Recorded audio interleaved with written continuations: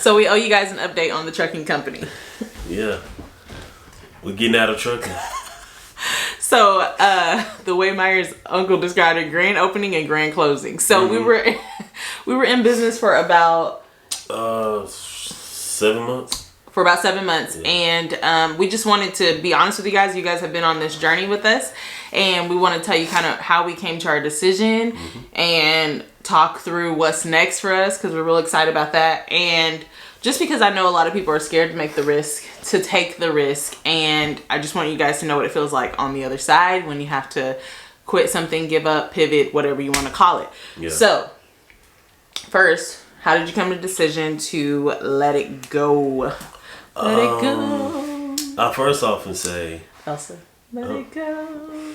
Sorry, whatever. Go ahead. Okay, the reasons was not because of lack of earning. Because before Let It Go, before we hung up the cleats, I did have a direct shipping with a direct shipper. So he constantly would call me about I feel like, direct lane. Sorry. What? Not to interrupt you, because I think we started off, the last video we did was when we first started, so there's a lot of information missing between that. So when we first started, we had consistent freight. Then we hit this period where it was like Myra was trying to figure out the load boards and all of that. Yeah. And that was rough. Yeah. So actually, when we quit, I think this is what you're trying to talk through too. We were on the up. Yeah, we was on the up, literally. As far as revenue and things like that. So that's what you're talking through. Yeah, because people gonna be like, "Oh, they got out because it's rough right now." Because it is rough right now. That's a fact. True. Yeah, but I finally started to hit my numbers. Yes, I finally started hitting my numbers. I finally got a direct relation with somebody that give me consistent freight. So things literally were, which is the goal when you're a trucking company. You want those direct shippers and contacts. Yeah. Okay. But I knew in order for me to reach that next level in the trucking business, that it was going to force me to be away from home more. So truly be on the road and not be home every night. It was going to require more of a commitment from me being behind the wheel. So not only... Because I'm just going to be jumping in. I don't want you to think I'm interrupting. Because I'm trying to paint a picture for them. Okay, so what he means by that too is, not that y'all can understand what he's saying, but I know I like a full picture of what somebody's saying. So, okay, anyways. We got to the point where we're like, okay, you have some direct shippers. What is it going to take from a number standpoint to put somebody else, to get to the point where somebody else can be behind the wheel and you can be home? Because that was our goal. We were honest about that from the jump. And we just looking at the numbers, we were comfortable putting ourselves, because, okay, back up. Our expenses were still very, very high. And so as a business owner, I think for both of us, our heart is, we will not eat, but the people that work for us will eat. And so I didn't feel confident that if we put somebody else behind the car, that behind the wheel, that they would not eat. Yeah. It'd be tough. Yeah, because insurance is high right now, gas is high right now. Y'all have heard it all before if you've been looking at trucking, and it's real. Those aren't ghost stories or anything like that.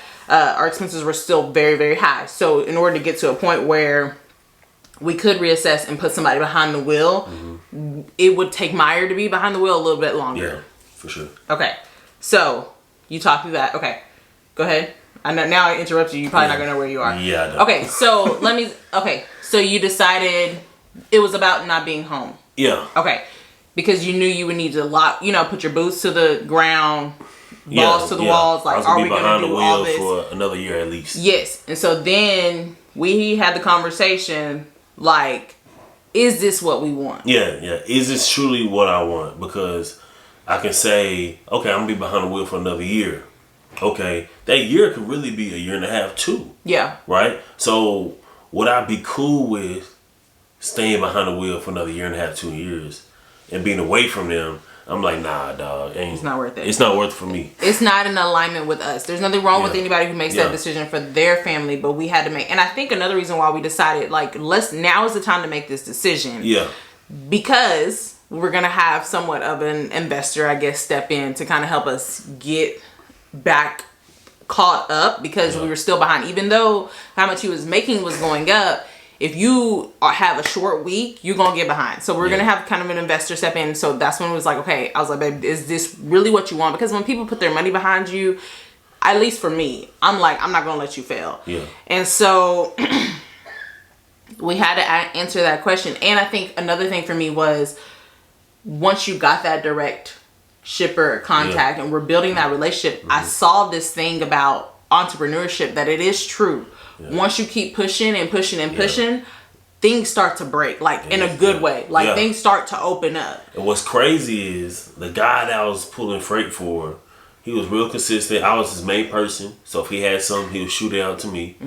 Then, like the last week or the week before last, I ended up pulling the freight for like his family member. So then literally I had somebody that was real consistent. Then he referred me to somebody else that had even more freight than him. So I'm like, so y'all probably watching this like, okay, so again, why did y'all quit? And here's the thing. Here's why I recommend not being a quitter. Because I write about this in my book too. Knowing when to quit the vision, knowing when to pivot. If you do not have a habit and a routine of giving up on stuff, then you're confident saying, I'm going to pivot. This is not for us right now. Because we're not quitters. Like, period. So if we strategically say, we're not doing this anymore, we can do it confidently, knowing that everything we touch, we don't give up on. That's why it's so important to finish what you start. Because even when good things started happening, it's like, okay, but is this in alignment with our ultimate vision, with our family, with our ultimate goals? And in this season, because that's my next thing. Do you think maybe when the economy is different, heavy equipment is not like the equipment is, do you think this is something that you would revisit? Oh yeah. In the future, because I mean, we learned a lot and everything like that. But in this season, we have young kids, very young kids. We got 4 of them, and so that's a whole different thing. But I think for me, I'm gonna ask you the same question. Like, what is one of the things that you feel like you learned from it and that you're happy that you did it? Because I know for me, I realized, I feel like, and I always say this, us starting a trucking company was a Harvard level business degree, like in entrepreneurship. So in so many ways. In so many ways. And I think I learned just watching Meyer hustle and all of that is that to be all in is almost the best way. Like to not dabble if you're in entrepreneurship, and take the risk. A lot of risk. We bought a flatbed. That's what increased, I feel like, was a big deal in increasing your revenue. True. What else? What else? I'm trying to think. Buying the flat. Like, so now even in my business and what we're doing next, we'll kind of use that parallel terms or whatever. We'll be like, you know what? I'll be like, this doesn't make sense to do. But Mario will be like, it's just like buying a flatbed. Just buy your flatbed. You gotta buy your flatbed. Yeah, and it's like taking that next risk, that next step. And then even the concept of, if you're Super Dave Ramsey, close your ears, but the concept of buying things before there's revenue. So I think here, like with my content business and speaking and stuff like that, I'm so scared to buy stuff because I'm like, well, we don't have the money yet. It takes money to make money. Yeah, period. Literally, it takes money to make money. It takes money to make money, and we weren't scared to do that with his trucking. But then I asked myself the hard questions: why were we scared to do that in other areas of our life? But I think the difference too was if we didn't go all out in trucking, we would not eat. Because that was our sole source of income. Yes. So, approaching things like that, is there anything that you, like, your biggest lesson learned, or like something that you're excited, like, why are you happy you did it? It forced me to have more self-confidence. Because if you ain't like, hey, I can get it, if you don't believe that you can get it, bro, you're going to fail. That is going to fail. So good. So more self-confidence, more self-discipline. I saw that in you. That was, that was because good. It was like, shoot, I didn't have to wake up super early since playing college football. But like now, shoot, trucking, I have to wake up at sometimes 3 o'clock, 4 o'clock. Shoot, like back to back. So like, I'm like grinding. right? It's almost like the excuses just got smaller. Excuses, like you can't have no excuses, because if you have excuses, okay, you have excuses to why you're late. Yeah. You can lose that lane. Yeah. If you have excuses to like, I'm tired, I can't run this lane. Yeah. Okay, cool. You ain't gonna make your money that day, so that means you back behind $800. And this is a lot of money. Yeah, it's like little things could cost you a lot of money. Yeah. Mm-hmm. Little things can cost you a lot of money. So, just if there's a problem, address the problem. So that's like a leadership quality. Like, so for instance, with a truck, you can have a problem with your truck, right? So you could be like, no, I'm just gonna wait to fix it, right? But really, if you don't address that problem then, you can have a breakdown while you got a load on you. And when you break down with that load on you, and you late to arrival, they may trip about your payment.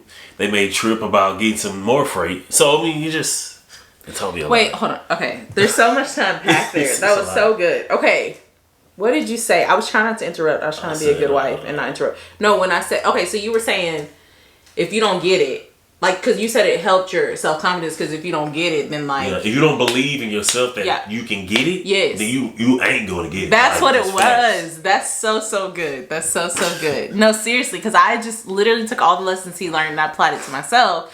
And it's like, if you don't, once the belief, you said it again in another video, once the belief is gone, everything is gone. Yeah. And that goes back to, alarm. That goes back to what I've been learning too, just like studying scripture and thinking through the double-mindedness. Like if you are double-minded, you're unstable in all your ways. That's what scripture says. And so, yes, that belief that you were like, no, I can make this work and I'm going to make it work. And I think that's so good. And also... And hold on. Go ahead. Not to cut you off. Shut up. And that's part of the reason why I don't feel like it was failure, because like it taught me like, hold on, you was hitting your numbers. Yeah. You finally got a direct contact with somebody that gave you consistent freight.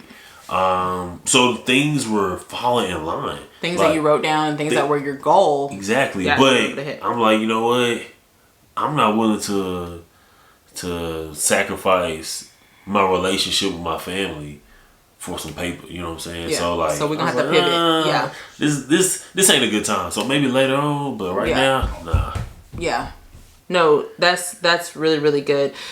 In my book, I talk about whenever you're trying to live out this vision that God has given you, it's like you're drawing a picture, and you're drawing a picture of your future that the Lord has given you, and you are erasing it and erasing and rewriting until it makes this perfect picture that God gave you. And so it requires pivot, it requires editing and all of that. And so I just feel like we're editing and getting back. Okay, so what is next for you? Like, how you gonna... Well, what's good, y'all? This your boy Mar. It's recording. Yeah, you just... Okay, y'all, the enemy is trying to not get this video to y'all, so we're having a lot of issues. So the camera cut off. We're good. So we were talking. I don't know where it cut off at, but you said what? I'm gonna feed my family. How you gonna feed your family? What's next? Go back to the classroom. How you feeling about that? I'm feeling alright. What? Mixed emotions, maybe. Yeah, I mean a little bit. I mean, I'm cool with it. What else? We'll start the farm. Yeah. We're getting back to the land, and I'm really excited about that. Some of y'all know we live on a handful of acres. Like, how many? Like 7? A little under 7? 6. Whatever. We live on land, and we really wanted that. We really wanted to be able... I am popular today, too, during this video. We really wanted to be able to grow our own food, have animals, and all of that was a part of the original vision. And we just, it's like we might as well live in a regular suburb. Like, we have not been able to go outside. We haven't been able to tend to our land and make it beautiful and all of that. Mm-hmm. So we're about to be doing that, and on a budget, because y'all know. Let's get it though. Yeah, and one thing we decided to, this is important to say, we decided that, back in the film. Oh, my bad. We decided that while we're down, we're going to stay down and come up how we want to come up, if that makes sense. So we could have easily, we got debt we got to pay, we got to walk through all that. That's what I was going to say. One thing that doing trucking taught me was we're still alive on the other side of the risk. Yeah. I think we get so afraid to take risk that like we get paralyzed before we even do the thing. And one thing my friend said, Jasmine, if you're watching, hey, that really just encouraged me. She was like, you make me want to go out and try something. And actually, several people said that. I thought people would be like, oh, y'all are failures. There are some people that do that, but we're just letting that roll off our back.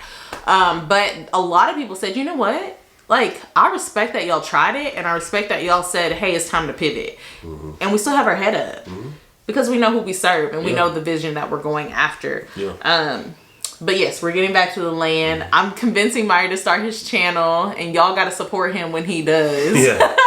Oh, and God opened that up too. Literally, as we were considering and praying about shutting down trucking, y'all remember that land that we bought in hopes that we could leave it for our kids? Because you couldn't build on it? Y'all, they came to remove those oil tanks, and we're so excited. Yeah. So what we thought was land that couldn't be used can now be used. So it just opens up a world of opportunities. For sure.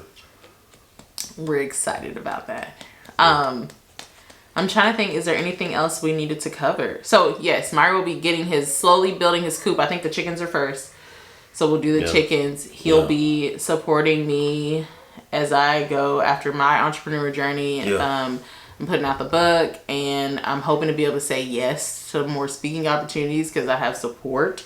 And so I'm excited, and we're going to approach it the same way that we approached trucking. Same thing with a farm. And if you live local, maybe we can get you some eggs. Yeah, that'd be dope. We got to keep the chickens alive, but this will be our third round in raising chickens, so we should be okay.